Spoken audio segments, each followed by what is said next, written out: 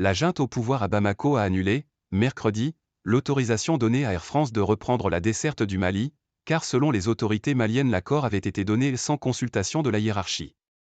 La compagnie aérienne avait annoncé la reprise des vols vers le Mali à partir de vendredi après 2 mois de suspension.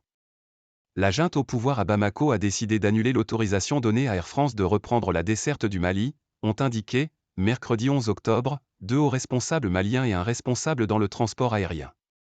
La décision a été annulée car l'accord a été donné sans consultation de la hiérarchie, a dit un haut responsable malien. Air France avait annoncé mardi qu'elle allait recommencer à desservir le Mali à partir de vendredi avec un avion et des équipages d'une compagnie tierce après 2 mois de suspension dans un contexte de tension au Sahel et entre Bamako et Paris.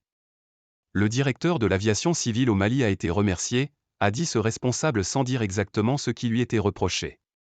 Les 3 responsables s'exprimaient sous le couvert de l'anonymat en l'absence de communication publique de la part des autorités.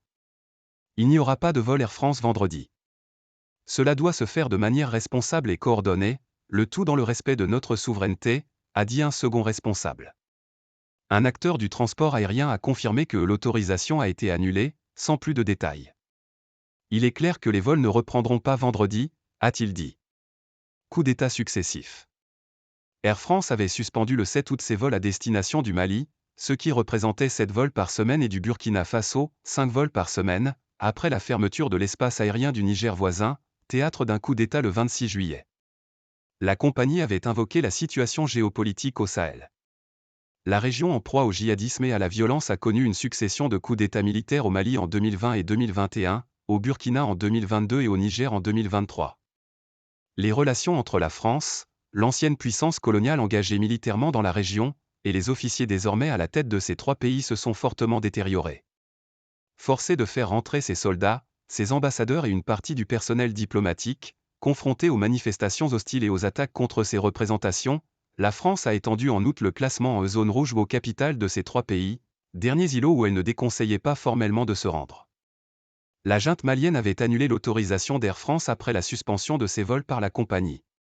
Air France avait annoncé mardi reprendre la desserte de Bamako depuis Paris-Charles de Gaulle au rythme de 3 vols directs par semaine les mardis, vendredis et dimanches. La liaison devait s'opérer non plus avec des avions de la compagnie, mais un Boeing 777-200ER de la compagnie portugaise Euro-Atlantic Airways et avec des employés de cette société pour constituer l'équipage. Un responsable proche du dossier a expliqué le choix d'une compagnie et d'équipage tiers par le fait que le ministère français des Affaires étrangères déconseillait formellement aux Français de se rendre au Mali, y compris les personnels navigants, en raison de la situation sécuritaire. Avec AFP.